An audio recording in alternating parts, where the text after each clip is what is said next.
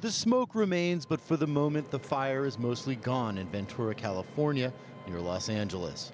In the eerie calm, residents are returning to neighborhoods and finding scenes like this, homes destroyed. A few short days ago, this was the Myers family home. The fire has turned it into essentially a pile of rubble. This was probably the kitchen. You can see a stove there and a coffee cup. And yet, just a few meters away, other homes were left untouched.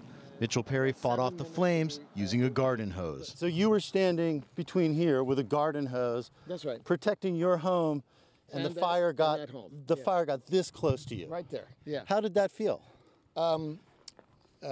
Try overwhelmingly terrifying. Try that. He watched as the intense flames tore through the hills surrounding his home. It's probably the scariest experience I've ever had. Certainly it's the closest experience I've ever had up close and personal with fire. And we're talking fire everywhere.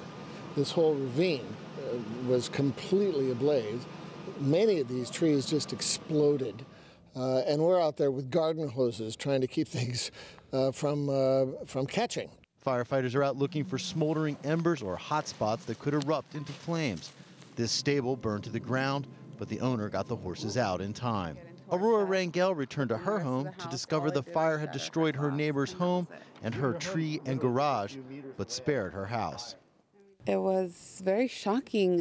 My neighbors were still looking around to see if there was anything that had been saved from their homes, and it was just amazing to see that our house was still standing and nothing had happened. Some homeowners say they will rebuild, others are not so sure.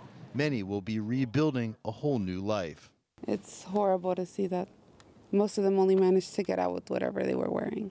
It will likely be months or even years before this community feels like home again. Jim Spellman, CGTN, Ventura, California.